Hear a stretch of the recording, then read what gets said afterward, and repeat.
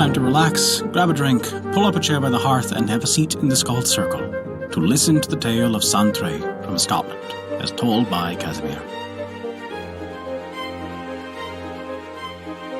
Before we begin our story, we wanted to remind you that we release new tales for free every week. Our shorter tales release on Wednesdays, and our longer chapter stories release on every other Saturday. Find out where you can hear them on our website at thescaldcircle.com. And be certain to subscribe to us on Apple Podcasts, Google Podcasts, Podbean, Spotify, or whatever your favorite podcast app is. That way, you'll never miss out on one of our enchanting tales from around the world.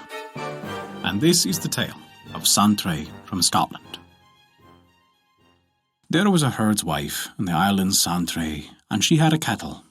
A woman of peace would come every day to seek the kettle, but she would not say a word when she came.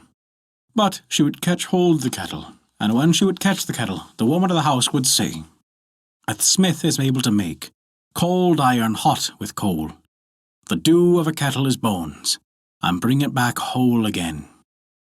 The woman of peace would come back every day with a kettle, and flesh and bones in it. On a day that was there, the housewives were going over the ferry to bail a shystel, and she said to her man, "If thou wilt say to the woman of peace as I say, I'll go to Bale Castle." "Oh, I will say it. Surely it's I that will say it." He was spinning a heather rope to be set on the house. He saw a woman coming, and a shadow from her feet, and took fear of her. He shut the door and stopped his work. When she came to the door, she did not find the door open, and he did not open it for her. She went about a bowl that was in the house. The kettle gave 2 jumps, and at the third leapt it right out of the ridge of the house. The night came, and the kettle came not. The wife came back over the ferry, and she did not see a bit of the kettle within. She asked, "Where was the kettle?" "Well, then I don't care where it is," said the man. "I never took us in a fright as I did. I shut the door, and she did not come any more with it." "Good-for-nothing wretch! What didst thou do? There are 2 that'll be ill off, thyself and I." "She'll come tomorrow." "She will not come." She hastened herself, and she went away. She reached the knoll, and there was no man within. It was after dinner, and they were out in the mouth of the night. She went in, and she saw the kettle, and she lifted it with her. It was heavy for her, with the remnants of what they left in it. When the old carle that was in saw her going out, he said, silent wife, that came on us in the land of chase. Thou man in the service of the Bruth, loose the black, and slip the fierce." The 2 dogs were let loose, and she was not long away when she heard the clatter of the dogs coming. She kept the remnant that was in the kettle, so that if she could get it with her, well, and if the dogs should come, that she might throw it at them. She perceives the dog coming. She put her hand in the kettle. She took the board out of it, and she threw it at them. A quarter of what was in it.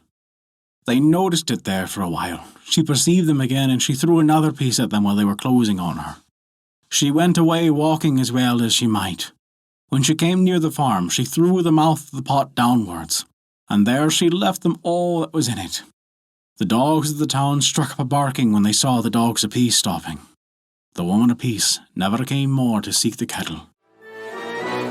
And that is the tale of Sanntraigh, Scotland. Thank you for listening to our story. If you enjoyed it, we recommend taking a look at our Patreon page, as noted in the description below. You can earn great rewards while also supporting us, to keep these stories alive for generations to come.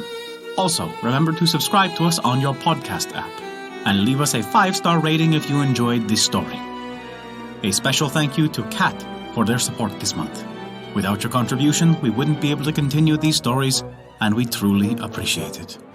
Visit thescaldcircle.com to stay up to date with all of our current events, news, and much more. Not only that, but you can also visit our story archive of every tale we have ever told. It's sorted by origin and region for the convenience of your listening pleasure. Thank you for listening to our story.